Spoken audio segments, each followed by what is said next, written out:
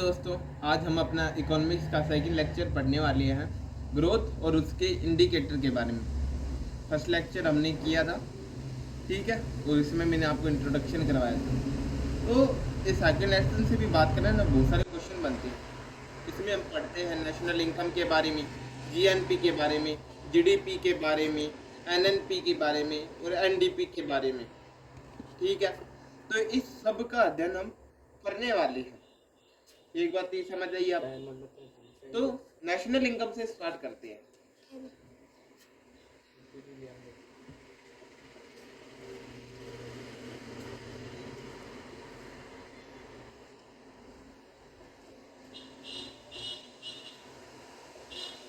तो national income क्या होती है? नेशनल इनकम होती है कि हमारे देश के जो लोग हैं वो कितने रुपए कमाते हैं, उसका एवरेज ही हमारी क्या होती है, नेशनल इनकम होती है, ठीक है।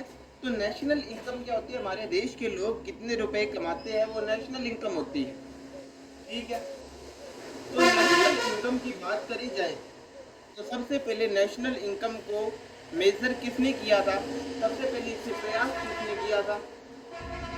तो दादा भाई नेहरूजी, ठीक है, 1867-68 में, ठीक है। और उसके बारे में अगर आगे बात करी जाए तो इन्होंने सिर्फ मेजर किया। मैंने बोला अगर साइंटिफिक मेथड का उपयोग किसने किया, साइंटिफिक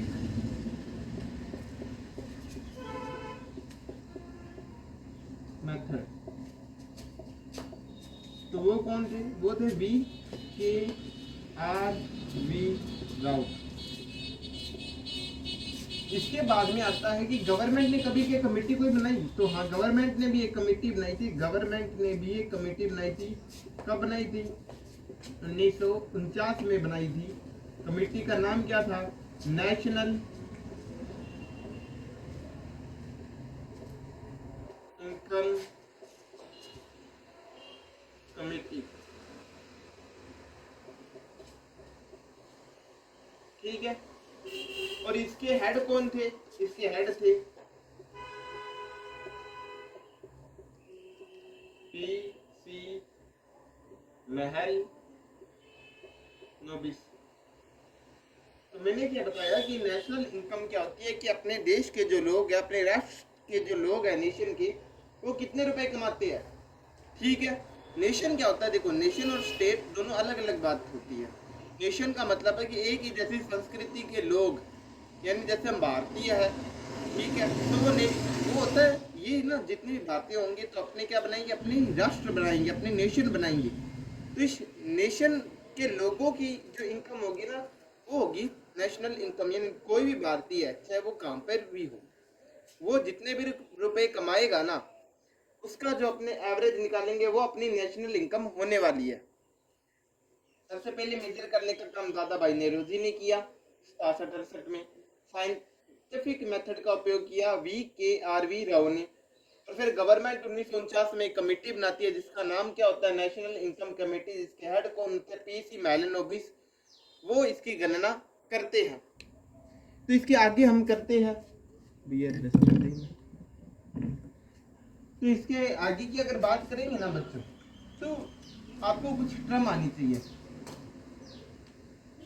उस टर्म में सबसे इम्पोर्टेंट होता है घरेलू।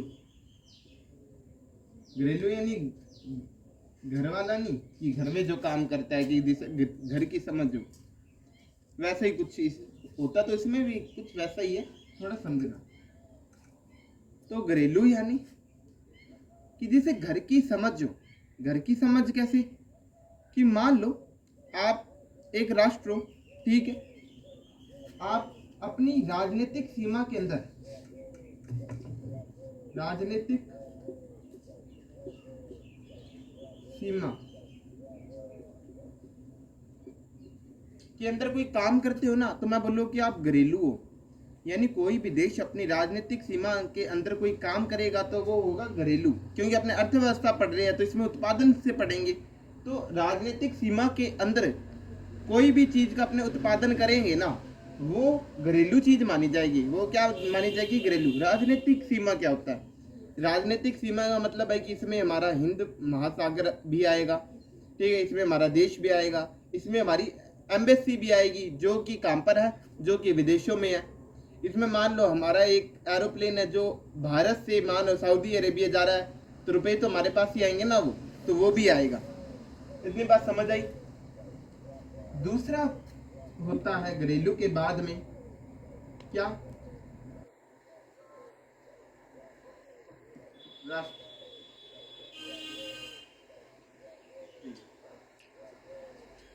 देखो राष्ट्रीय क्या होता है? राष्ट्रीय क्या होता है कि राजनीतिक सीमा देखनी ही नहीं है। राजनीतिक सीमा देखनी ही नहीं है, बस इतना देखना है कि कोई भी भारतीय कितना उत्पादन कर रहा है, ठीक है, चाहे वो विदेश में हो चाहे वो इंडिया में हो, यानी कहां पर भी हो, लेकिन भारतीय कितना उत्पादन कर रहा है। देखो जब राजनीतिक सीमा की बात करेंगे तो इसमें क्या, अपने राजनीतिक सीमा के अंदर अपने भारत के अंदर तो बहुत सारी अलग अलग कंपनियां भी है, जैसे कि आईफोन वाली एप्पल कंपनी है, ठीक है, तो वो भी जो रुपए कमाएगी ना वो अपने घरेलू में काउंट करेंगे, क्योंकि वो अपने घर के अंदर हो रही है चीज, ठीक है। जबकि राष्ट्रीय में अपने सिर्फ वो चीज काउंट करेंगे जो सिर्फ भारतीयों के द्वारा की जा रही है, ठीक है, चाहे वो विदेश में हो या चाहे वो कहीं भी हो। उसके बाद में राष्ट्रीय के बाद में क्या आता है? राष्ट्रीय के बाद में तो मूल्यह्रास।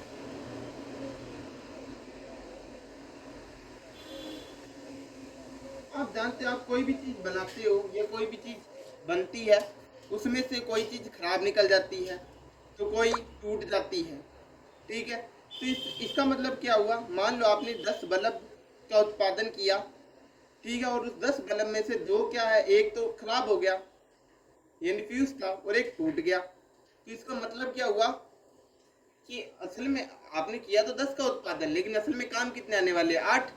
तो आप बोलोगे कि इसे क्या कहेंगे? मूल्यह्रास। 2 का क्या हुआ? मूल्यह्रास, यानी वियर एंड टियर, यानी कीमत में कमी भी होती है ना, कई वस्तुएं हैं उनकी ना कीमत में भी कमी होती है, तो वियर एंड टियर यानी क्षय,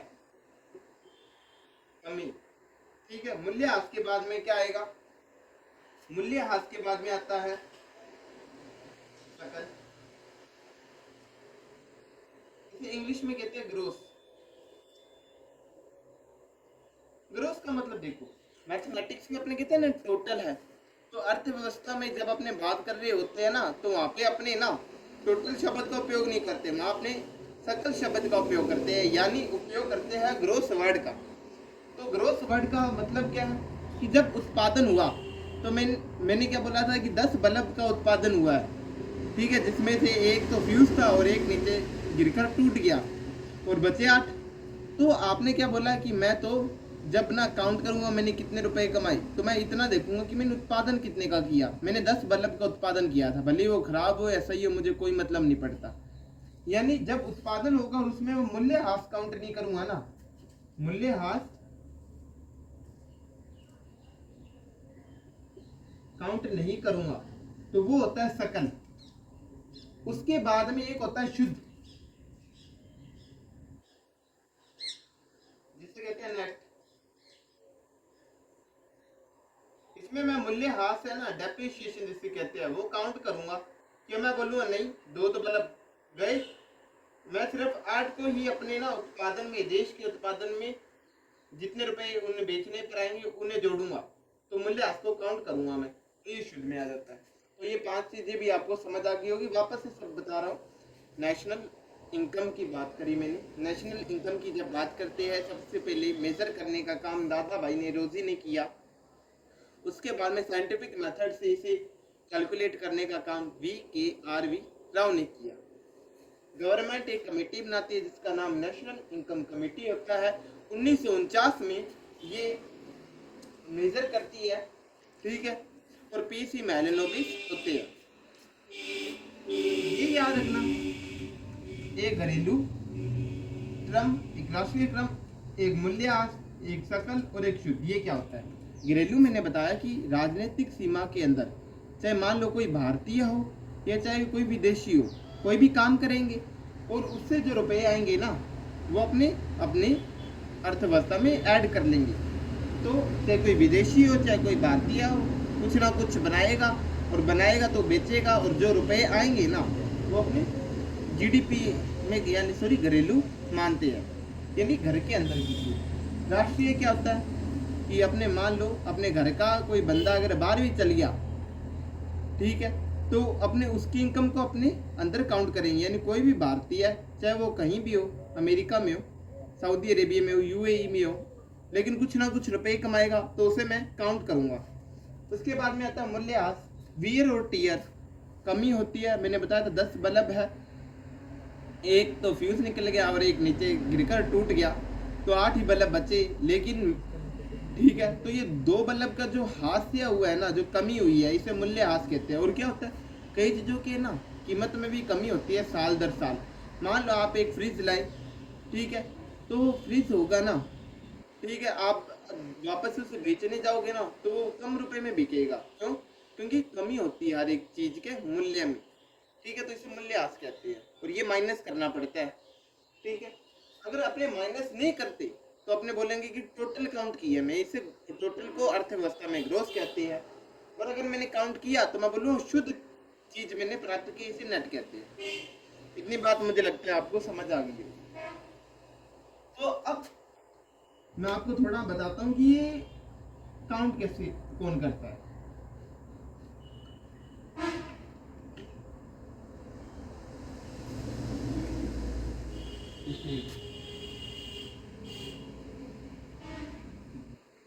ठीक है, अब देखो, चाहे नेशनल इनकम हो, चाहे जीडीपी हो, जीएनपी, इन्हें काउंट कौन करता है? इन्हें काउंट करता है सीएसओ। सीएसओ क्या है? सीएसओ की स्थापना होती है ना 1991 में, ठीक है। कहाँ पे होती है? नई दिल्ली में।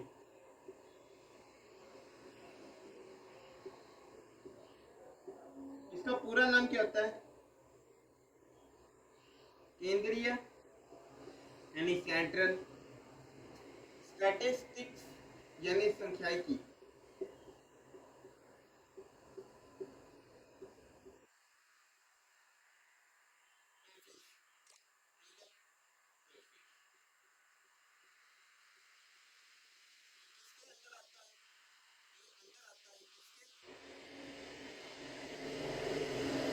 Ministry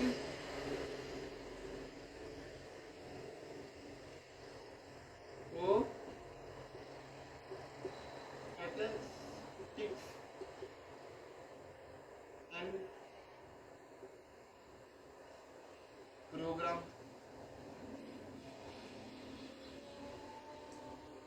implementation.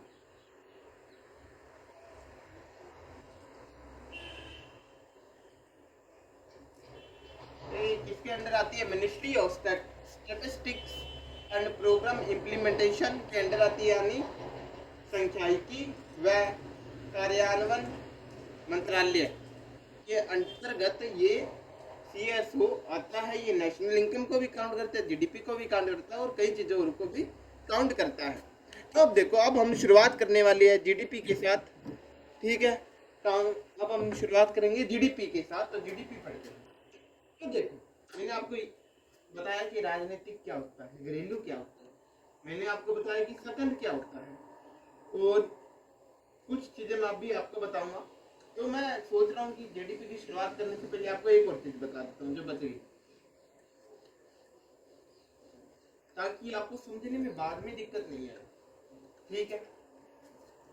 तो देखो, गुण 2 प्रकार के होते हैं, यानी वस्तुएं होती है ना, वो 2 प्रकार की होती है। वस्तुएं होती है 2 प्रकार की। 2 प्रकार की कैसे?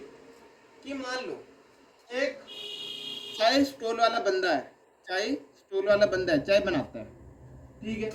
क्या बनाता है? चाय बनाता है। तो वो चाय कैसे बनाएगा? चाय कैसे बनाएगा? आप बोलोगे कि चाय पत्ती,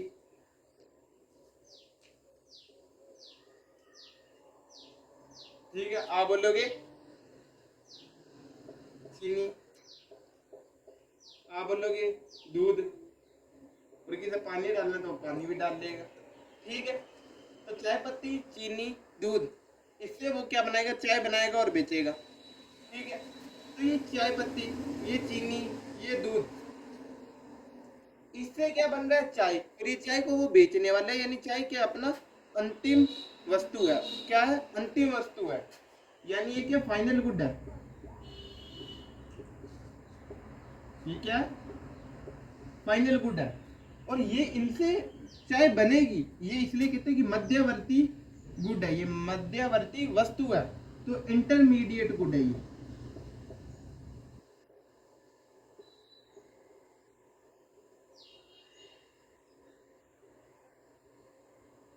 ये फाइनल गुड है, ये इंटरमीडिएट गुड है, और इंटरमीडिएट गुड से लास्ट में फाइनल गुड बनने वाला है। तो देखो इनकी जो कॉस्ट होगी ना, वो तो होती है इंटरमीडिएट कॉस्ट, यानी मध्यवर्ती प्राइस, मूल्य, मध्यवर्ती मूल्य यानी कॉस्ट। और जो फाइनल गुड है ना, इसकी जो वैल्यू होती है ना, इसे कहते हैं फाइनल इन वैल्यू या कॉस्ट, यानी अंतिम मूल्य। इतनी बात समझ आई कि चाय पत्ती, चीनी और दूध से चाय बनेगी, जो कि चाय बनाने वाला बेचेगा, चाय बनाने वाला इसे बेचेगा, तो यानी ये क्या फाइनल चीज है। और फाइनल चीज है तो इसलिए क्या है, इसकी जो वैल्यू होगी, जो रुपए वो कमाएगा, वो फाइनल वैल्यू होगी। जबकि चाय पत्ती, चीनी, दूध ये इंटरमीडिएट गुड होते हैं, और इनकी जो वैल्यू होती है उन्हें इंटरमीडिएट कॉस्ट कहते हैं। इतनी बात आपको आनी चाहिए। इसके बाद में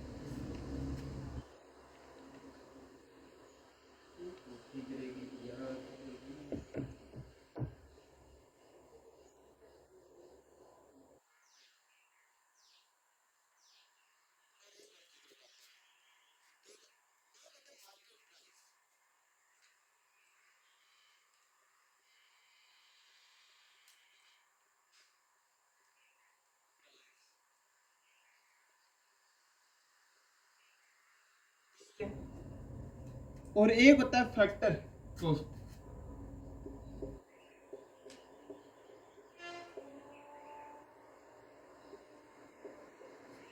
ये मार्केट प्राइस और ये जो फैक्टर कॉस्ट है, ये क्या होता है, देखो एक कंपनी है, वो चीज बनाएगी कोई ना कोई, एक कंपनी है, वो कोई ना कोई वस्तु का निर्माण करेगी। जब वो वस्तु का निर्माण करेगी ना, जब वो वस्तु का निर्माण करेगी तो उसको कुछ ना कुछ क्या आएगा, खर्चा आएगा। मान लो चाय, चाय का उदाहरण ले लेते हैं वापस, क्या लगी थी, चाय पत्ती, दूध और चीनी, जिससे बनी थी चाय। तो चाय जब बनी थी, ठीक है, तो आपको पता है किस किस की जरूरत पड़ी, एक लेबर की, यानी जो चाय बनाने वाला था, चाय बनाने वाला था उसकी जरूरत पड़ी मुझे। एक जरूरत पड़ती है कैपिटल की, कि भाई रुपए भी तो चाहिए तुझे, ऐसी थोड़ी तू चाय बना देगा, रुपए भी चाहिए, ठीक है। दूसरा लैंड की, तो चाय क्या भाई, जब चाय कोई बनाता है क्या वो हवा में बेचता है चाय, नहीं, वो तो एक भूमि का भाग पर पहले अपना चाय का स्टोर लगाएगा, ठीक है, उसके बाद में चाय बनाएगा। तो उसे लैंड की जरूरत यानी भूमि की जरूरत पड़ती है, लेबर का काम वो खुद करता है, और ज्यादा बढ़िया चल रही है तो दूसरों को भी रख लेता है, ठीक है। और चलाने के लिए क्या चाहिए, कैपिटल चाहिए, मनी चाहिए, ठीक है। और क्या, एंटरप्रेन्योर चाहिए। एंटरप्रेन्योर यानी जो उसकी बिजनेस में रुपया लगाए, हो सकता है वो खुद अपने बिजनेस में रुपया लगाए, हो सकता है कि वो एमबीए चाय वाला हो, और कोई दूसरा सोच रहा हो कि भाई इसके चाय के काम में प्रॉफिट है, तो दूसरा कोई बंदा लगा दे। तो एंटरप्रेन्योर होता है उद्यमी, जो रुपए लगाता है, अपने खुद भी रुपए लगा सकते हैं, होने में कोई और भी लगा सकता है रुपए, ठीक है। तो वो एंटरप्रेन्योर होता है, जो बोलता है कि अब ये ऐड कर, ये नई चीज कर, ठीक है, चाय भी इस तरीके से बना, तो कुछ ऐसा, ठीक है, एंटरप्रेन्योर। तो फैक्टर में ना लेबर की कॉस्ट, कैपिटल की कॉस्ट, लैंड की कॉस्ट और एंटरप्रेन्योर की कॉस्ट, सबको ना टोटल कर लेते हैं अपने, वो क्या होती है, फैक्टर कॉस्ट होती है। समझ आया कि भाई आपने चाय बनाई, चाय बनाने में दूध, चाय पत्ती, चीनी के ऊपर आपने कैपिटल लगाई, आपने रुपया लगाया, जब भी तो वो आया, ठीक है। दूसरा आपने क्या किया, अपना श्रम किया, अपना काम किया। तीसरा आप जिस लैंड पर रह रहे हो उसके लिए आपको किराया भी देना पड़ सकता है।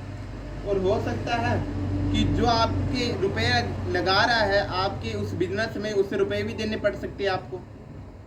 तो आप सोचोगे कि 5 रुपए में अगर मेरी चाय बनी है ना, यानी मेरी चाय पत्ती, चीनी और दूध की कॉस्ट अगर 5 रुपए आई है, ठीक है, और लेबर की कॉस्ट आपने बोला कि लेबर की कॉस्ट मेरी 1 रुपए आई है, कैपिटल की कॉस्ट मेरी 5 रुपए की आई है, ठीक है, लैंड की कॉस्ट मेरी 2 रुपए आई है, और एंटरप्रेन्योर की कॉस्ट भी 2 रुपए की आई है। तो आप चाहे कितने में बेचोगे? 10 रुपए में।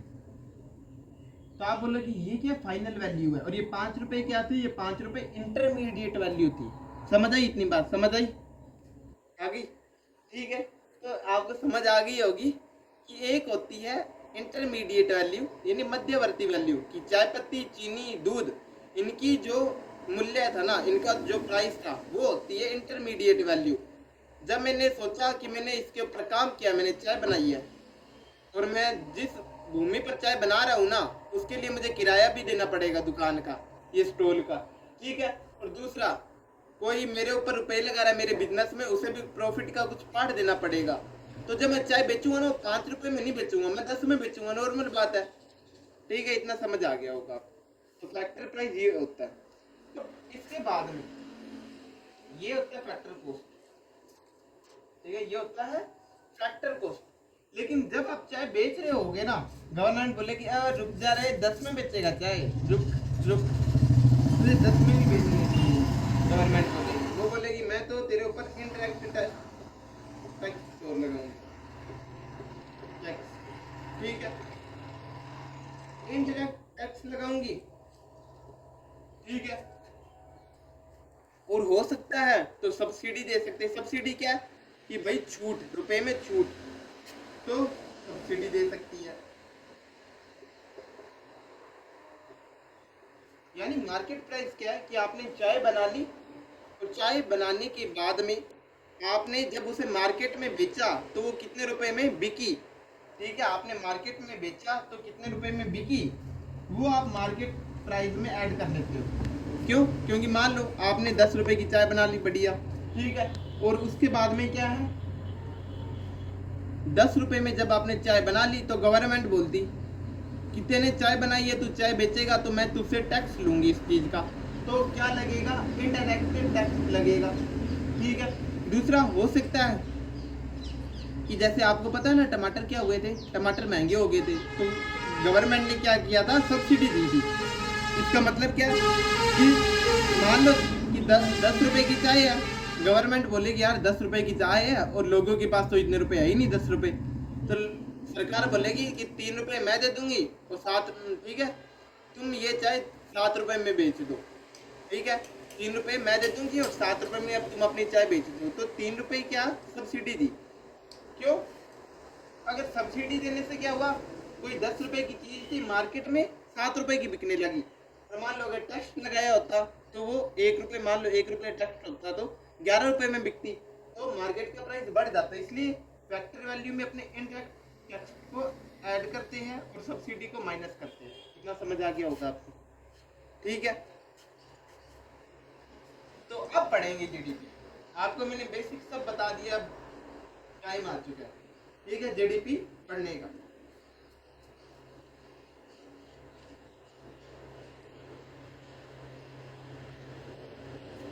अरे चाय पर ही लागू नहीं होता, दूसरों पर भी लागू होता है, आप लगा लेना, लागू आपको करना पड़ेगा, एग्जांपल दिया मैंने, ठीक है। दूसरा होता है जीडीपी के बारे में अब पढ़ेंगे,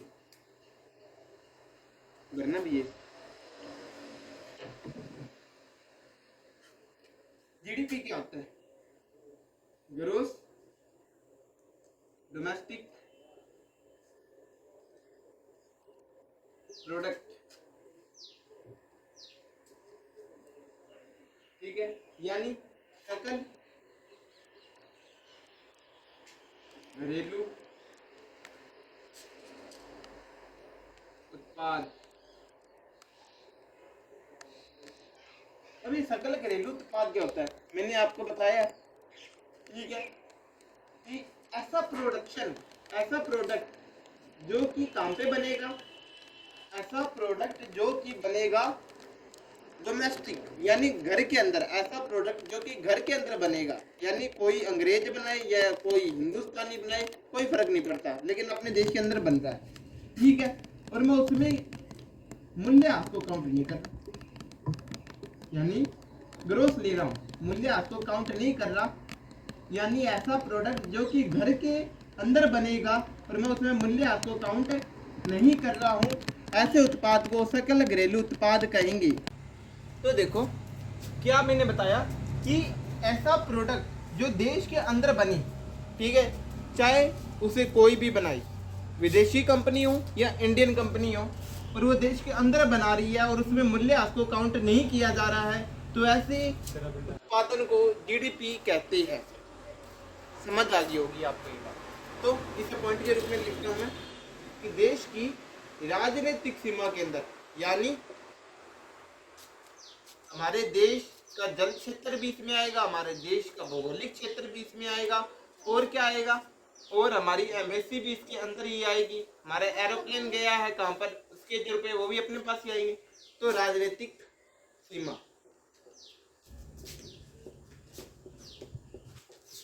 ठीक है, राजनीतिक सीमा के अंदर एक निश्चित समय अवधि, और वो समय अवधि जनरली सामान्यतः क्या होती है, 1 वर्ष, यानी 1 वर्ष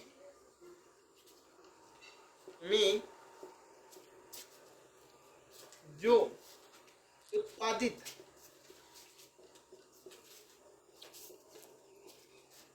वस्तु एवं सेवा का अंतिम मूल्य, अंतिम मूल्य भी मैं बता चुका हूं आपको। अंतिम मूल्य क्या होता है कि जो लास्ट में फाइनल चीज बनी है ना, उसका मूल्य, ठीक है। अपने बीच वाली चीजों के मूल्य, इंटरमीडिएट मूल्य को काउंट नहीं करते हैं, ठीक है। अंतिम मूल्य किसका लेना है, वस्तु और सेवाओं का, कितने वर्ष के लिए, 1 वर्ष में जो भी उत्पादित होगी और देश की राजनीतिक सीमा के अंदर होना चाहिए। सेवा क्या होती है, सेवा वस्तु तो वो होती है जिसे आप छू सकते हो, सेवा क्या होती है जिसे आप बस महसूस कर सकते हो। यात्रा आपने कहाँ पे करी, ठीक है, ट्रेन में यात्रा करी, आप टिकट लेके गए, तो आपको ट्रेन थोड़ी देता है, वो आपको बस एक सुविधा देता है कि आप एक पॉइंट से दूसरे पॉइंट तक जा सकते हो, ठीक है। या आप इंटरनेट चलाते हो, तो इंटरनेट को क्या आप छूते छूते हो, क्या हाथ में लेकर घूमते हो इंटरनेट को, नहीं, आप तो इंटरनेट का उपयोग करते हो, ठीक है। तो जीडीपी क्या होता है, ग्रोस डोमेस्टिक प्रोडक्ट होता है, प्रोडक्ट जो कि हमारे घरेलू सीमा के अंदर बनेगा, ठीक है, घरेलू सीमा के अंदर एक निश्चित समय अवधि यानी पीरियड में बनेगा, और उसमें अपने मूल्यह्रास यानी डेप्रिसिएशन कमी को नहीं काउंट करेंगे। राजनीतिक सीमा में 1 वर्ष में उत्पादित वस्तु एवं सेवा का अंतिम मूल्य क्या कहलाता है, जीडीपी कहलाता है। कौन इसकी गणना करता है, इसकी गणना कौन करता है, इसकी गिनता है कौन है, सीएसओ। सीएसओ मैं बता चुका हूँ, केंद्रीय स्टैटिस्टिक्स ऑफिस, ठीक है, केंद्रीय सांख्यिकी ऑफिस इसकी गणना करता है, ठीक है। अब देखो जीडीपी की बात मुझे लगता है आपको समझ आ गई होगी, तो जीडीपी का ही मैं आपको आगे बताता हूँ कि ना जीडीपी के भी टाइप होते हैं, जीडीपी के भी टाइप होते हैं,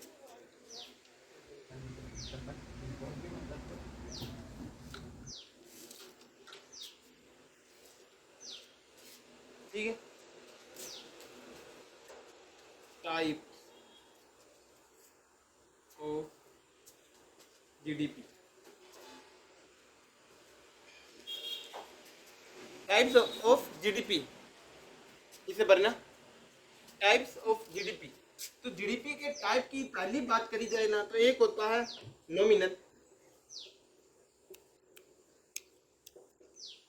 दूसरा होता है कौन सा, रियल, एक होता है नॉमिनल, एक होता है रियल, और एक होता है पीपीपी, ठीक है। एक होता है नॉमिनल, एक होता है रियल, और एक होता है पीपीपी यानी परचेजिंग पावर पैरिटी। नॉमिनल क्या होता है, नॉमिनल को हिंदी में क्या कहते हैं, नाम मात्र, ठीक है, यानी नाम मात्र, एक आप जानते हो जब भी हर एक साल क्या होता है, महंगाई तो बढ़ती है। जब महंगाई बढ़ती है तो मान लो 2011 में जब 5 रुपए का पेन मिल रहा था, वो 2021 में तो उतने रुपए का नहीं मिलेगा। आज तो वो शायद 10 रुपए में मिल रहा होगा। ठीक है, यानी वो 5 रुपए से ना 10 रुपए तक उसकी कीमत बढ़ी है। आप जानते हो हर एक वस्तु की कीमत बढ़ती है। तो अब मैं ना पेन का उदाहरण लेकर ही आपको ये समझाऊंगा, समझना कि क्या है। यहाँ पे लिखूंगा वर्ष, ठीक है, यहाँ पर लिखूंगा कीमत, अंतिम मूल्य, अंतिम मूल्य लिखूंगा, कीमत यानी अंतिम मूल्य, ठीक है। और इसके बाद में लिखूंगा कि कितनी वस्तु या सेवा का उत्पादन किया गया था। उत्पादन किसका? पेन का। पेन का उदाहरण ले रहा हूँ और किस वस्तु का उदाहरण लिया जाता है, ठीक है। वर्ष 2011 लूंगा मैं। 2011 क्यों ले रहा हूँ ये आपको बाद में समझ आएगा, ठीक है। 2011 मैं वर्ष ले रहा हूँ, फिर वर्ष आएगा 2012, फिर आएगा 2013, ठीक है।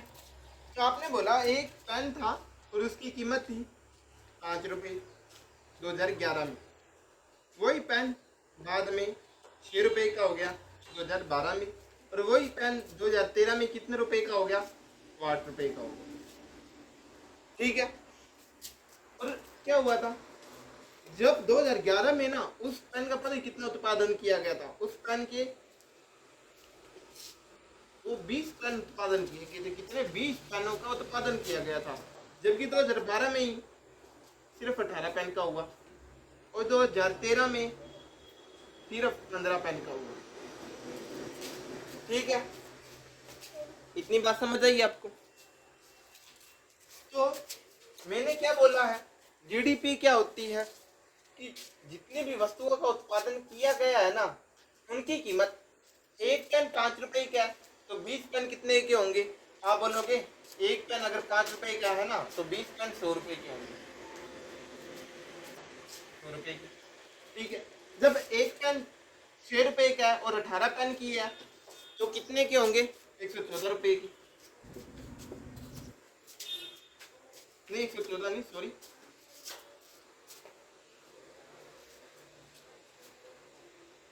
108।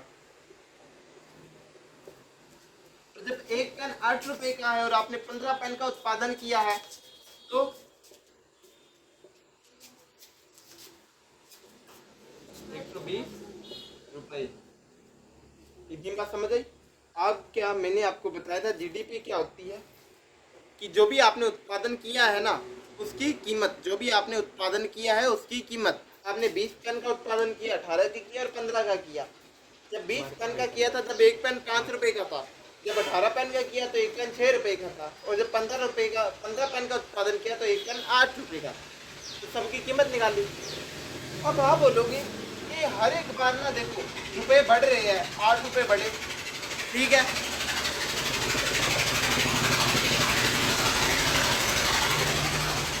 एक बार क्या हुआ? 8 रुपए बढ़े। एक बार क्या हुआ? यहाँ देखोगे कितना? 12 रुपए बढ़ा है।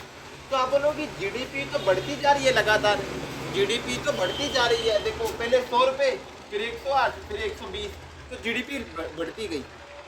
खुद से दिमाग लगाओ कि जीडीपी असल में बढ़ी है क्या? आप बोलोगे नहीं, उत्पादन तो पहले 20 तो फिर 18 फिर 15, यानी उत्पादन तो लगातार घटा है, ठीक है। ये तो महंगाई की वजह से अपने को लग रहा है कि जीडीपी बढ़ी है, लेकिन असल में तो जीडीपी नहीं बढ़ी है ना। असल में ये तो महंगाई की वजह से बढ़ती लग रही है, ठीक है, लेकिन उत्पादन तो लगातार घटा है। जब उत्पादन लगातार घटा है ना तो इस केस में अपने बोलते हैं कि मैं रियल जीडीपी निकालूंगा। अब आप सोचो कि ये कमी है जो महंगाई वाली, इसे कैसे दूर करूं?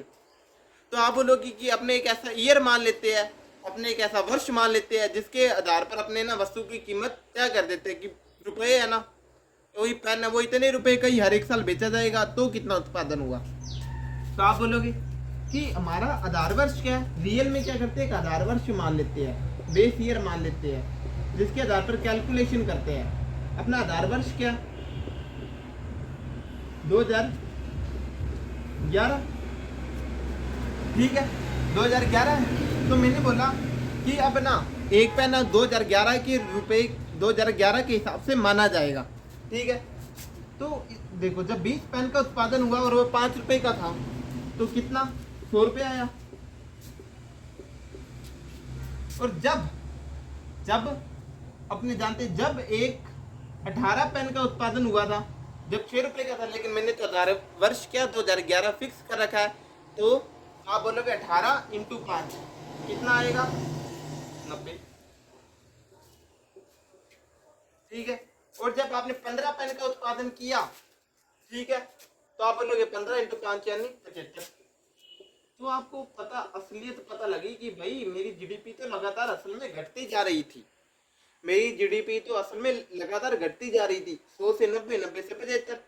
यानी अपने क्या करते हैं, रियल जीडीपी में एक आधार वर्ष मान लेते हैं कि इसके आधार पर ही मैं कैलकुलेशन करूंगा। ठीक है, तो मैंने 5 रुपए को फिक्स कर दिया और उसके आधार पर ही मैं कैलकुलेशन करने लगा, तो मुझे पता लगा कि जीडीपी घट रही है। तो अपने बोलते हैं ना आजकल की जीडीपी है 6.1% बढ़ी है, तो अपने 2011 के अनुसार मान के चलते हैं कि जीडीपी है 6.1 है ना, वो 2011 की तुलना में है। इतनी बात आपको समझ आई होगी।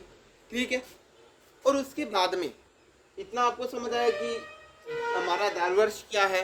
ठीक है, ये आधार वर्ष आप सोच रहे होंगे कि मान लो कोई चीज़ 2011 में थी नहीं तो उसकी कीमत कैसे तय करोगे। मान लो जियो सिम थी, वो 2011 में थोड़ी थी, वो 2017-16 के करीब आई। ठीक है, तो आप तो बोलोगे कि 2011 में कोई चीज़ ही नहीं थी, आप उसकी कीमत कैसे तय कर दोगे। तो जब ना ऐसी कंडीशन आती है जब अपने को नॉमिनल उसका प्राइस ही लेना पड़ता है। ठीक है, जब वो आई थी, इतनी बात समझ आई आपको। तो मान लो 4G नेट है, 5G वो अब आया है, 2011 में तो 5G नेट ही नहीं था। तो आप क्या करोगे, आप बोलोगे इसका हमें नॉमिनल प्राइस लेना पड़ेगा। इतनी बात आपको समझ आ गई है। ठीक है, अब सरकार क्या करती है, 5-7 साल बाद इस आधार वर्ष को चेंज करती रहती है। ठीक है, और आप जानते हो कोई भी आप जीडीपी देखोगे ना तो नॉमिनल है वो रियल से ज़्यादा ही मिलेगी ना, क्योंकि महंगाई क्या है, महंगाई तो लगातार बढ़ती ही जा रही है। ठीक है, महंगाई लगातार बढ़ती जा रही है, इतना आपको समझ आ गया होगा।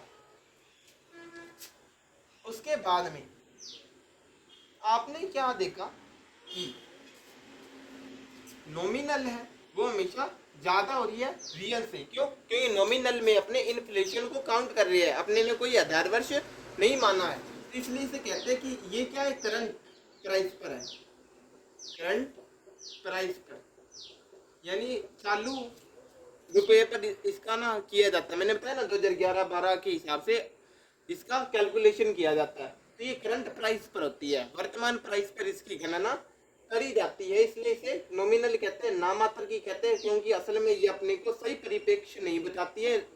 रियल जीडीपी अपने को सही चीज बताती है, उसमें एक आधार वर्ष माना जाता है। ठीक है, अब एक और बात ध्यान रखना, इस नॉमिनल, ठीक है, और रियल जीडीपी के अनुपात को 100 से गुना करने पर ना अपने को क्या मिलता है, जीडीपी डिफ्लेक्टर, ये मिलता है, जीडीपी डिफ्लेक्टर मिलता है कब, जब नॉमिनल को रियल से भाग दे देंगे 100 से गुना। अब मैंने क्या बोला कि अगर 2011 की ले रहा हूं तो उत्पादन नॉमिनल में भी 100 रुपये था। ठीक है, नॉमिनल कितना था 100 रुपये, और रियल में भी कितना था 100 रुपये।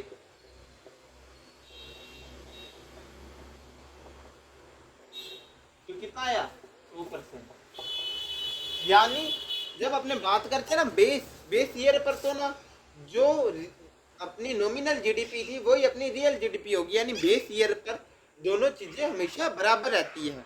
इतना आपको समझ आया। लेकिन यही मान के चलो मैं ये लेता 2013 के हिसाब से, 2013 में कितना प्राइस आ रहा है, आप बोलोगे नॉमिनल 120। ठीक है, और ये रियल कितना आ रहा है 75। ठीक है, तो आप काटोगे, अब काटोगे तो कैसे करोगे, आप बोलोगे ये कितने पर गया 5 के पाड़े में, आप बोलोगे ये तो जाएगा 15 के पाड़े में 8 पर, और ये जाएगा कितने पर, ये 5 पर जाएगा। ठीक है, 5 से 100 कितने पर जाएगा 5 से हो जाएगा 20 पर, और 20 को 8 से गुना करोगे 160, यानी जीडीपी डिफ्लेक्टर कितना आया 160%।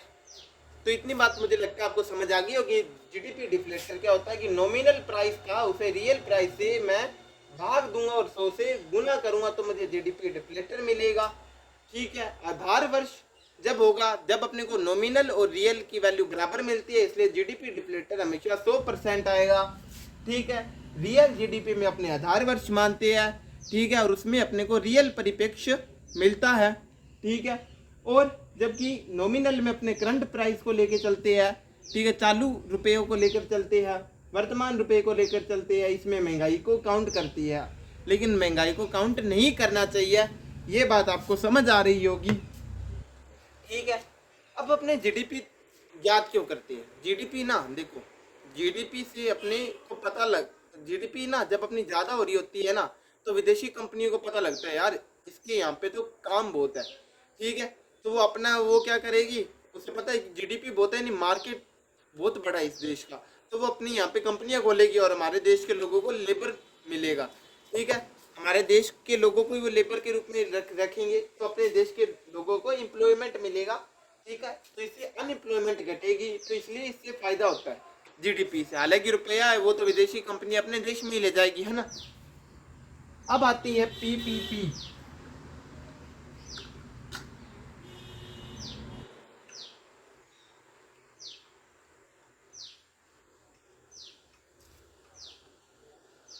पहले मैं आपको पीपी का यानी परचेसिंग पावर पैरिटी का फॉर्मूला लिखा देता हूं। पी यानी परचेसिंग पावर पैरिटी, यानी क्रय शक्ति तुल्यता।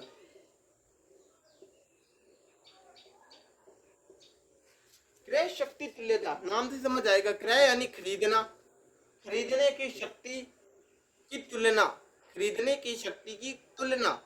मान लो एक कॉफी थी, ठीक है,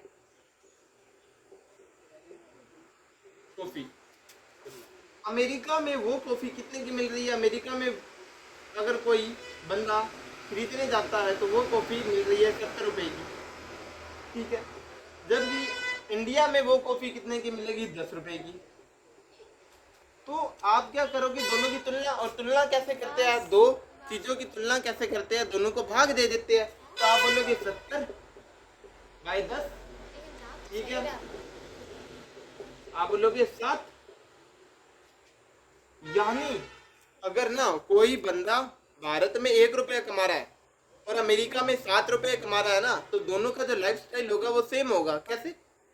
आपने कभी देखा होगा, एक बंदा है वो क्या है, गांव में अगर 10,000 रुपये कमा रहा है ना तो उसका लाइफस्टाइल बहुत बेहतर होता है। क्यों? कि इन 2,000 में उसे बढ़िया सा रहने के लिए घर मिल जाता है गाँव के अंदर। ठीक है, उसके अलावा सब्जियां और भी उसे वहाँ पे सस्ती मिल जाती है, घर का जो सामान होता है वो भी चलो ठीक ठाक रेट पर मिल जाता है, तो हर एक चीज़ क्या सस्ती मिल जाती है। इसके कारण क्या होगा, उसके लाइफस्टाइल बहुत बेहतर होगा। जबकि यही 10,000 रुपये अगर एक शहर वाला, मान लो मुंबई जैसे शहर या दिल्ली जैसे शहर में कमा रहा है, तो वहाँ पे तो यार एक कमरा ही 8,000 रुपये का पड़ जाता है, उसके बाद में खाने के रुपये अलग से पड़ेंगे। तो आप खुद सोच के देखो कि ऐसे शहर में तो जो लाइफस्टाइल होगा किसका बेहतर होगा? आप बोलोगे कि गाँव वाले का जो लाइफस्टाइल होगा ना वो बेहतर होगा, हालांकि दोनों कमा तो 10,000 रुपये ही रहे हैं। तो वैसे ही एक अमेरिका में बंदा है वो एक कॉफ़ी के 70 रुपये देता है और अपने यहाँ पे इंडियन है वो उसे 10 रुपये में ले लेता है, तो अपने क्या कहेंगे कि हमारे यहाँ पे जो 10 रुपये कमाने वाला है ना वो आके 70 रुपये कमाने वाले के बराबर है। ठीक है, इतनी बात आपको समझ आ गई होगी। ठीक है, तो इसका फॉर्मूला क्या होता है कि किसी भी वस्तु या किसी भी वस्तु की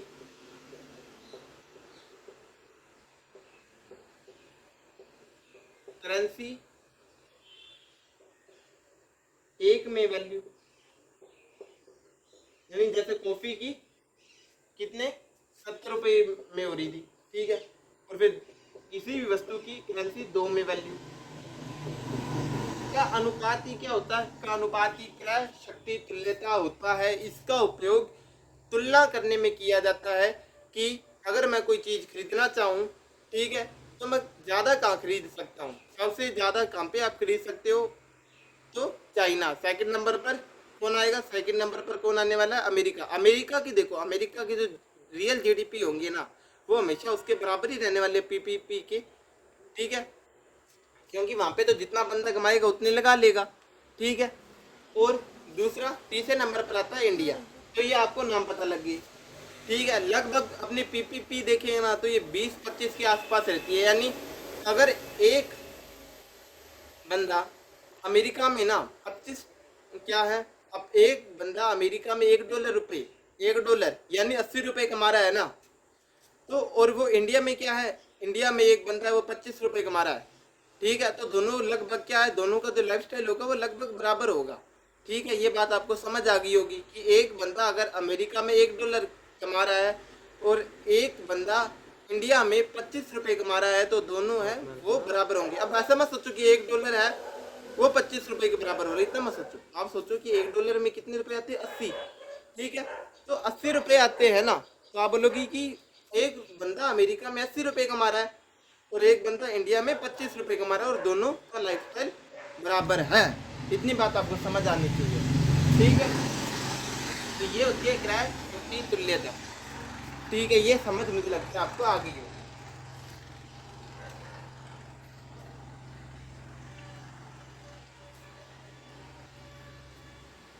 अब देखो जीडीपी, अगर जीडीपी की अब मैंने बात करी आपसे, तो जीडीपी है ना, मैंने आपको बताया था एक मार्केट प्राइस होता है, एक फैक्टरी कॉस्ट होती है। तो जीडीपी है ना, वो मार्केट प्राइस पर भी निकाल सकते हो, और जो जीडीपी है ना, वो आप फैक्टर कॉस्ट पर भी निकाल सकते हो। फैक्टर कॉस्ट मैंने आपको बताया था, फैक्टर कॉस्ट में आप क्या क्या ऐड करते हो, लेबर, कैपिटल, एंटरप्रेन्योरशिप,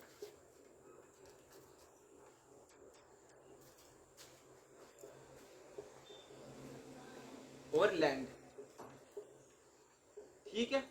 जबकि जीडीपी और एमपी पर बात करें, एमपी यानी मार्केट प्राइस की, तो कोई चीज फैक्ट्री में बनने के बाद में मार्केट में कितने पर बिक रही है, वो होगी जीडीपी एट मार्केट प्राइस। तो आपको क्या पता है कि जीडीपी होगी ना जो एमपी पर होगी, मार्केट प्राइस पर होगी, ये किसके ऊपर निर्भर करता है, ये निर्भर करता है टैक्स पर और सब्सिडी पर, ठीक है। अगर टैक्स क्या है, क्योंकि टैक्स तो लगता है, तो टैक्स से क्या होगी, और मान लो एक चीज 10 रुपए में बनी, तो टैक्स लगने के कारण वो थोड़ी महंगी बिकेगी, ठीक है। हो सकता है कि सरकार क्या दे दे, सब्सिडी दे दे, सब्सिडी देने से क्या है, वो मार्केट में चीज सस्ती बिकेगी। जैसे जब टमाटर है वो हमारे महंगे हुए थे ना मार्केट में, तो सरकार ने क्या बोला था दुकानदारों को कि हम तुम्हें सब्सिडी दे रहे हैं 20 रुपए की या इतने की, और तुम ना अगर 60 के टमाटर है तो तुम मार्केट में 40 की बेचो, ठीक है। तो मार्केट में ना वो सस्ती बिकी।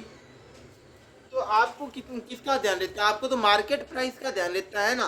तो जब भी अपने ना फैक्टर कॉस्ट को निकालना चाहेंगे ना, तो आप क्या बोलोगे, फॉर्मूला क्या निकलेगा, जीडीपी एट फैक्टर कॉस्ट बराबर जीडीपी एट मार्केट प्राइस।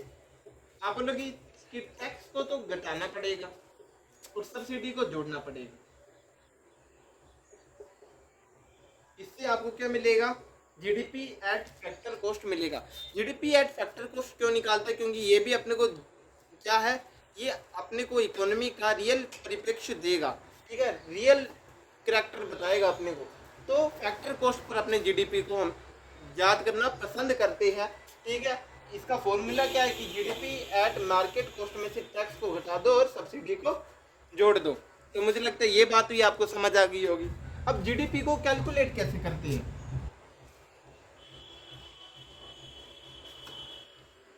ठीक है, वो आपको मैं समझाता हूँ।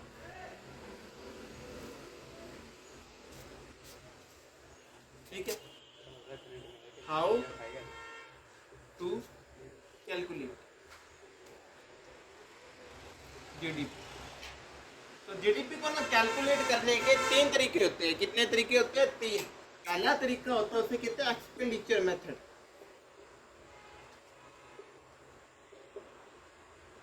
Expenditure method. दूसरा तरीका क्या होता है? दूसरा होता है इनकम। तीसरा क्या होता है? प्रोडक्शन।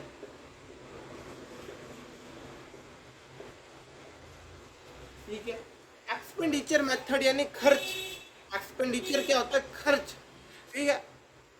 और इनकम क्या होती है? कि आय, कितना कमाया। ठीक है। और प्रोडक्शन का मतलब होता है उत्पादन। तो देखो, मान लो मैं आपको पढ़ा रहा हूँ। जब मैं आपको पढ़ा रहा हूँ ना, तो आपको इतनी बात समझ आ रही है। मान लो मैं एक ऐप पर आपको पढ़ा रहा हूँ। आपको जब मैं ऐप पर पढ़ाया तो मैंने क्या उत्पादन किया? मैंने आपके लिए सर्विस का उत्पादन किया। एजुकेशन दी, आपको सर्विस दी। और उस सर्विस के लिए मैं आपसे क्या मांगने वाला हूँ? मैं आपसे खर्चा मांगूंगा, जिसे मैं क्या कहूँगा? फीस। वो आप मुझे फीस जब दोगे तो वो मेरी क्या बन जाएगी? इनकम बन जाएगी। तो समझ आई बात कि चाहे आप प्रोडक्शन देखो, चाहे इनकम देखो, चाहे एक्सपेंडिचर, ये हमेशा तीनों ना चीजें बराबर रहने वाली है। जो भी मैंने आपको सर्विस दी है उसकी जो फीस है, ठीक है, उतनी ही तो फीस लूंगा जितने की सर्विस दे रहा हूँ। वही मेरी इनकम बन जाएगी। तो यानी चाहे आप प्रोडक्शन मेथड से जीडीपी की तुलना याद करो, चाहे इनकम से करो, चाहे एक्सपेंडिचर से करो, हमेशा तीनों बराबर आने वाली है। ठीक है। ये मैं लिखा लेन दूंगा ताकि आपको समझ आ जाए मेरा जो एग्जांपल दिया हुआ था। ठीक है। अब इसमें कैलकुलेट क्या करेंगे? एक होता है कंजप्शन। मान लो आपने 100 रुपये कमाए, तो आप सोच रहे हो आज तो 10 का एक बर्गर खा लेता हूँ। तो आपने अपने ऊपर खर्चा किया कितने? 10 रुपये का। ठीक है। तो कंजप्शन किया आपने, किसी चीज का भोग किया आपने। हो सकता है आप बोलोगे कि 10 रुपये तो मैंने कर लिए। अब आप बोलोगे 10 रुपये है ना, वो मैं अपने बीमा में लगाऊंगा, तो गवर्नमेंट के पास जाने वाली है। ठीक है। उसके बाद में आप बोलोगे कि मैं 10-20 रुपये वो इन्वेस्टमेंट में लगा दूंगा।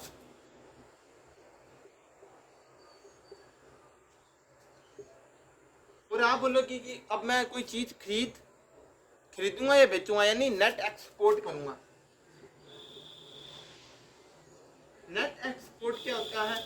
नेट एक्सपोर्ट का मतलब होता है एक्सपोर्ट माइनस इंपोर्ट। इसे कहते हैं शुद्ध निर्यात। नेट का मतलब बताया था मैंने, शुद्ध होता है एक्सपोर्ट माइनस इंपोर्ट। देखो, अपने जानते हैं अपने इंपोर्ट ज्यादा करते हैं, एक्सपोर्ट कम करते हैं, तो ये अपने लिए कम होता है। तो एक्सपेंडिचर अगर अपने पूरे देश के हिसाब से सोचे तो क्या होगा कि देश के जितने भी नागरिक है, या कोई ग्रुप है, या कोई कंपनी है, वो कितने रुपए है लगा रही है, कितने रुपए खर्च कर रही है। तो उसका कैसे ज्ञात करेंगे कि कितना कंजप्शन हुआ, कितना गवर्नमेंट के पास गया, कितना इन्वेस्टमेंट में गया, और कितना नेट एक्सपोर्ट हुआ, यानी कितना एक्सपोर्ट और इंपोर्ट हुआ। ठीक है। तो वो एक्सपेंडिचर। इनकम मेथड कि अपने देश के नागरिक है वो कितना रुपया कमा रहे हैं। प्रोडक्शन, अपने देश के नागरिक है वो कितना प्रोडक्शन कर रहे हैं। जब इनकम की बात करेंगे ना, जब इनकम की बात करेंगे तो इस समय आएगा कि आप मान लो आप काम कर रहे हो, तो आप कितने रुपए कमा रहे हो, आपकी वेज क्या, आपकी इनकम क्या रहेगी। ठीक है। वेज के बाद में मान लो आपके पास में क्या है, आपने जो रुपए है वो काम पे लगा रखी है, बैंक को दे रखी है। बैंक आपको उसके बदले लोन देगा, तो हमको क्या मिलने वाला है? रेंट मिलने वाला है, रेंटल रेट पर।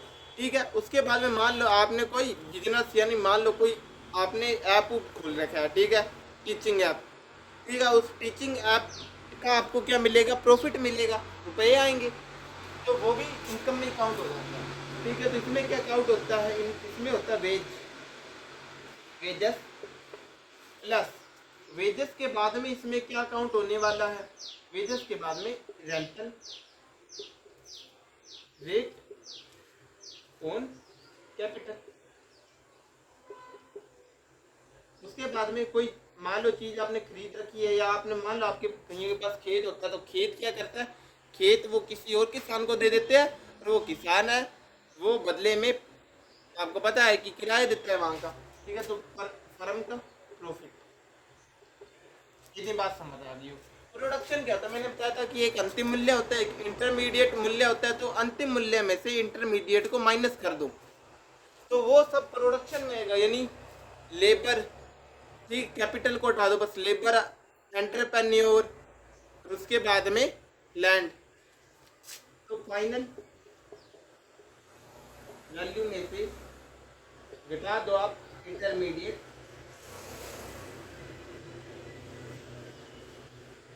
वैल्यू। तो ये होता है प्रोडक्शन मेथड। आपको मुझे लगता है इतना समझ आ गया होगा।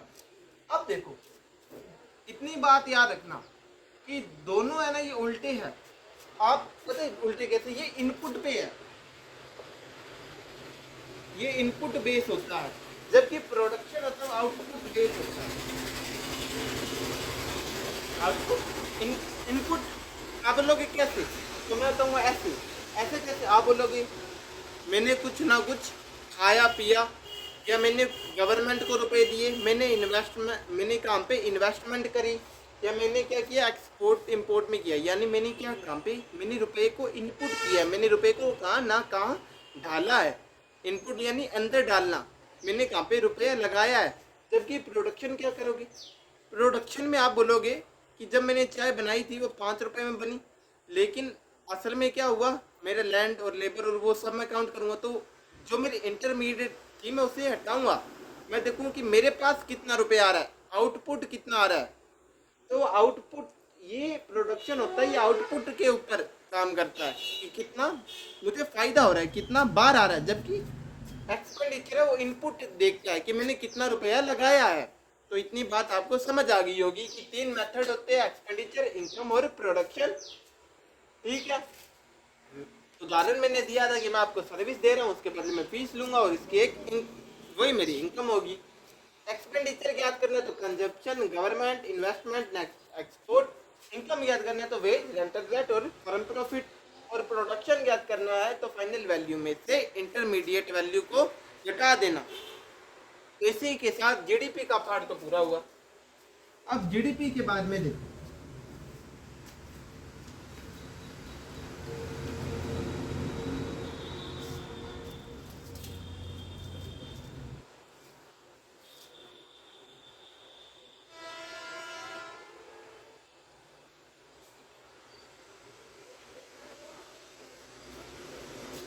जीडीपी के बाद में अगर बात करें तो दूसरा था जीएनपी। जीएनपी क्या होता है, ग्रोस नेशनल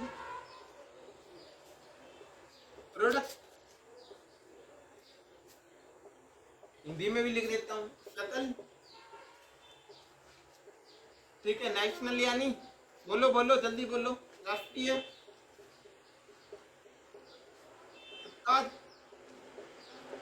यानी ऐसा उत्पाद जो हमारे देश के लोग यानी भारतीय लोग कर रहे हैं, विदेशी काम नहीं करना, चाहे वो भारतीय कहाँ पर भी रह रहे हो, ऐसा उत्पाद जो हमारे देश के लोग, हमारे भारतीय लोग कर रहे हैं, और उसमें मैं मूल्य उसको काउंट नहीं करूंगा,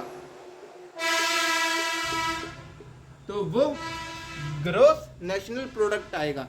ये हमारे देश के बारे में बताते हैं कि अपने भारतीय वो इतने संपन्न हो रहे हैं। तो असल में तो जीएनपी जितना ज़्यादा होगी वो उतना ही हमें फ़ायदा है। हालांकि जीडीपी का भी फायदा है कि जीडीपी से क्या बिजनेस स्थापित होते हैं किसी देश में, जबकि जीएनपी का अलग महत्व है कि हम भारतीय वो इतने रुपए कमा रहे हैं, क्योंकि कोई भी बंदा भारतीय रुपए कमाएगा भेजेगा तो भारत में ही। ठीक है, तो इसका भी आपको मैं उदाहरण देता हूँ। कैसे कि मान लो अपने देश में आप जानते हो विदेशी कंपनियां भी है और दूसरी कंपनियां भी है, ठीक है, विदेशी भी है। एक देसी कंपनी है, एक देसी कंपनी है, और वो देसी कंपनी है ना, वो क्या है, वो 100 रुपए का कोई चीज का उत्पादन कर रही है, 100 रुपए, ठीक। और एक दूसरी कंपनी है, ठीक है, मान लो वोडाफोन आइडिया, वो 30 रुपए की चीज का उत्पादन कर रही है, ठीक है। और एक बार अपना कोई नाम, यश नाम का लड़का रहता है और वो 10 रुपए कमा रहा है अमेरिका में। तो आपको क्या पता लगेगा कि आपको पता लगेगा कि अगर ना जब मैं जीएनपी ज्ञात करूँगा ना, तो मैं इस विदेशी कंपनी के द्वारा जो भी रुपए कमाएगा या इसे काउंट नहीं करूँगा। मैं किसे काउंट करने वाला हूँ? मैं काउंट करने वाला हूँ यश के द्वारा कमाए गए रुपए के द्वारा। कैसे? कि मैंने क्या बोला, एक देसी कंपनी है और वो कितना रुपए कमा रही है, 100 रुपये। और एक विदेशी कंपनी है VI की, ठीक है, वो कितना कमा रही है, 40 रुपये। और एक यश है जो कि अमेरिका में बैठा हुआ है और 10 रुपये कमा रहा है और इंडियन है। तो जब ना GDP जब मैं काउंट करूंगा, जब तो मैं इन दोनों को कैलकुलेट करूंगा और मैं बोलूंगा कि GDP कितने आएगी, 140 रुपये। लेकिन जब मैं GNP ज्ञात करूंगा ना, तो मैं बोलूंगा इस VI को नहीं करता, मैं ये विदेशी कंपनी है, मैं इस देशी को और इस यश को काउंट करूंगा, तो मैं बोलूंगा GNP कितना है, 110 रुपये। तो इतनी बात समझ आ गई कि अपने भारतीय लोग कितना उत्पादन करेंगे उसे काउंट करते हैं। इसका एक फॉर्मूला होता है, वो फॉर्मूला मैं आपको बताता हूँ, ठीक है।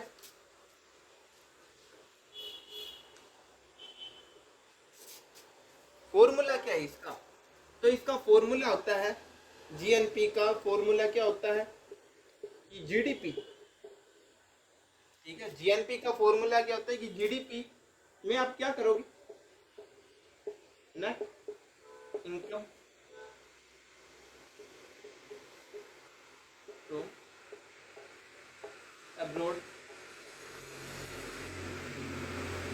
जोड़ दोगे। नेट इनकम अब्रॉड में क्या क्या आता है, यानी विदेशों से प्राप्त आय, विदेशों से प्राप्त आय को आप इसमें जोड़ दोगे, विदेशों से प्राप्त शुद्ध आय, ठीक है।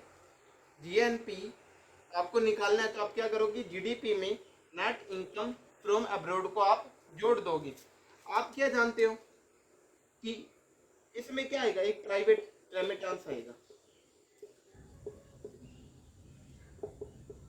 रेमिटेंस क्या होता है कि कोई भी भारतीय या कोई भी, मान लो कोई भी सत्या नडेला या कोई भी है, ठीक है, वो रुपए कमा रहा है अमेरिका में, वो अपने वो क्या करेगा, उसकी मान लो फैमिली कहाँ रहती है, वो इंडिया में रहती है, तो वो इंडिया में रुपए भेजेगा उनके लिए, ठीक है। तो इस रुपए को भेजना ही क्या कहलाता है, रेमिटेंस कहलाता है, ठीक है। इस रेमिटेंस के मामले में बात करें ना, तो अपने ना दूसरों से ज्यादा लेते हैं, जबकि अपने से यहाँ से कम बंदे दूसरे देशों में भेजते हैं, क्योंकि नेपाल के बंदे वो भी तो यहाँ काम करने आते हैं, वो इतना रुपया नहीं भेजते अपने देश में जितना कि हम इसमें, यानी ये पॉजिटिव है। दूसरा होता है लोन। अपने क्या है, अपने जानते अपने किसी देश को लोन कम देते हैं, जबकि लोन अपनों ने ज्यादा लिया हुआ IMF या वर्ल्ड बैंक से, तो इसमें अपने नेगेटिव है। और ग्रांट, ग्रांट्स का मतलब क्या होता है,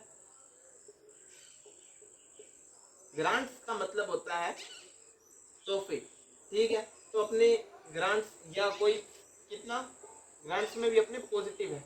तो आप बोलोगे कि प्राइवेट रेमिटेंस में पॉजिटिव, ग्रांट में पॉजिटिव, लेकिन लोन में अपने क्या नेगेटिव है। तो इसका मतलब क्या हुआ, क्योंकि लोन अपने बहुत ज़्यादा ले रही है असल में, ठीक है। तो इस कारण क्या है, ये माइनस हो जाता है पूरा खेल, ये लास्ट में माइनस आता है। यानी अपने ना असल में अपने बात करें तो अपने देश से रुपया जाता ही जा रहा है दूसरे देशों में, अपने देश में असल में रुपया आ नहीं रहा है। अगर अपने इन सबको जोड़ेंगे ना तो अपने को पता लगेगा कि ये नेगेटिव होती है नेट इनकम फ्रॉम अब्रॉड, क्योंकि अपने देश से रुपया है वो दूसरे देशों में जा रहा है, ठीक है। तो इस कारण क्या है, GNP होती है ना, वो GDP से कम आती है। इतनी बात आपको समझ आ गई होगी। GNP को भी कैसे काउंट किया जाता है, GNP को भी मार्केट वैल्यू पर, कॉस्ट वैल्यू, ठीक है, और फैक्टर कॉस्ट पर दूसरा ज्ञात कर सकते हो। और इसके लिए भी ना सेम एक्सपेंडिचर मेथड है, इसके लिए ही आपको इनकम मेथड और प्रोडक्शन मेथड भी लगा सकते हो। बस उसमें क्या करना, उसमें नेट इनकम फ्रॉम अब्रॉड जोड़ देना। इतनी बात आपको समझ आ गई होगी। अब देखो, आपने GNP ज्ञात किया, आपने GDP ज्ञात किया, इस GNP या GDP में आप क्या करते हो, इस GNP या GDP में से आप क्या करने वाले हो, आप डेप्रिसिएशन कब घटाओगे, क्योंकि अभी तक आपने घटाया नहीं है, ठीक है। तो अब सबसे पहले बात करते हैं, GDP पढ़ा था ना, तो NDP यानी net domestic product, net domestic product यानी ऐसा प्रोडक्ट जो कि मैं घर के अंदर बना रहा हूँ, चाहे कोई भी विदेशी कंपनी हो चाहे कोई भी भारतीय कंपनी हो, और उसमें मैं मूल्यह्रास को काउंट करता हूँ, तो वो क्या होता है, वो NDP होता है। वो क्या होता है, NDP होता है। ठीक है, तो NDP में क्या करते हो आप, अगर NDP निकालनी है ना, NDP आप GDP में से डेप्रिसिएशन यानी मूल्यह्रास को घटा देते हो। जैसे मैंने बताया था कि 10 बल्ब बनते हैं, 10 बल्ब बनते हैं, उसमें से एक तो फ्यूज निकलता है, एक नीचे गिर जाता है, तो असल में 8 ही होते हैं। तो आप बोलोगे जो 8 रुपए, जो 8 बल्ब आपने बनाए हैं ना, उनकी जो कॉस्ट होगी ना, उन्हें जो बेचने पर आपको रुपए मिलेंगे, वो NDP में काउंट किए जाते हैं। वो नेट होते हैं, वो शुद्ध घरेलू उत्पाद होता है। तो मुझे लगता है NDP भी आपको समझ आ गया होगा। सेम, चाहे NDP हो, GDP हो, GNP हो, सबके लिए सेम मेथड होता है। क्या मेथड होता है, expenditure method, income method, production method. ठीक है, उसमें से आप डेप्रीशिएशन या सबको घटा दो। हालांकि आप जानते हो डेप्रीशिएट तो हर एक चीज होती है, तो अपने को डेप्रीशिएशन घटाना चाहिए, सभी देशों को घटाना चाहिए। लेकिन पता क्या होता है, ठीक है, लेकिन पता क्या होगा इसमें, डेप्रीशिएशन ना, डेप्रीशिएशन की रेट है ना, वो अलग अलग होती है। कोई मानता है कि उसके 2% है डेप्रीशिएशन की रेट, यानी उसके ना टूट फूट है वो 2% ही हो रही है। कोई मानता है कि उसकी 10% हो रही है टूट फूट। तो ना डेप्रीशिएशन को निकालना बहुत मुश्किल हो जाती है ना, गवर्नमेंट ना वो खुद डिसाइड करती है।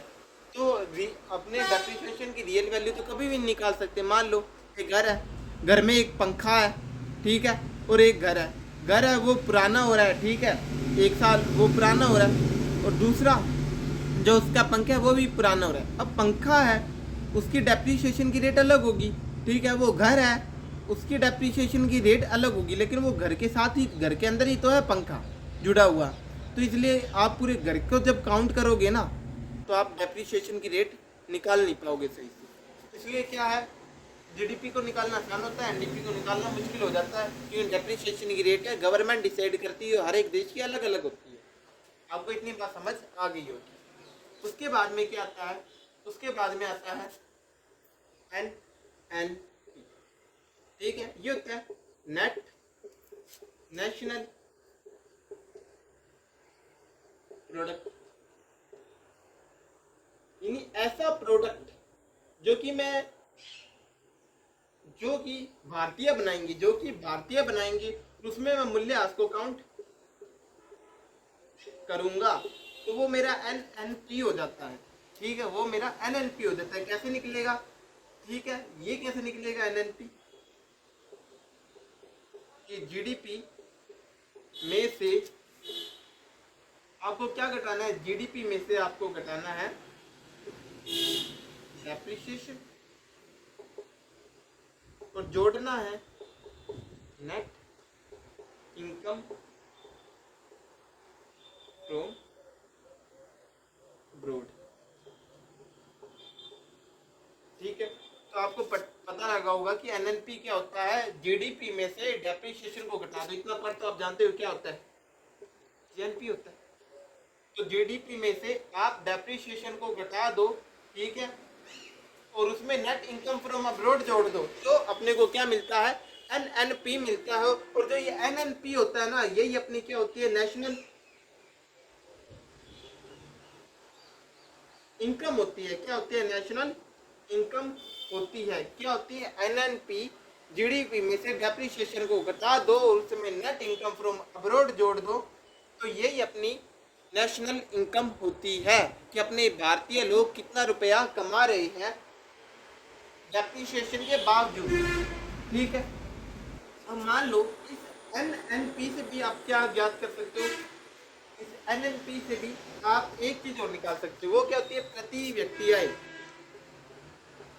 प्रति व्यक्ति आय, प्रति व्यक्ति आय कैसे होती है, कि जो भी आपकी नेशनल इनकम थी ना, यानी NNP था, यानी नेशनल इनकम था, ठीक है, उससे पॉपुलेशन से भाग जब आप दे दोगे ना, तो आपको प्रति व्यक्ति आय मिलेगी।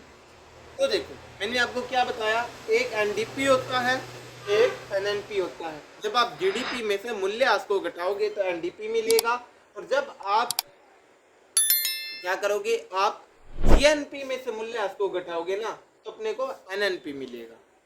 उसके बाद में मैंने क्या बात करी कि जो एनएनपी होता है वही अपने देश की नेशनल इनकम होती है, और उसे पॉपुलेशन से भाग देने पर प्रति व्यक्ति आय आता है। तो मैं आपको सारा बता रहा हूँ। शुरुआत सबसे पहले अपनों ने बात करी किसकी, नेशनल इनकम की। नेशनल इनकम को सबसे पहले दादा भाई नौरोजी, उसके बाद VKRB राव साइंटिफिक मेथड से ज्ञात करते हैं। उसके बाद में 1949 में एक कमेटी बनती है PC महालनोबिस के अध्यक्षता में।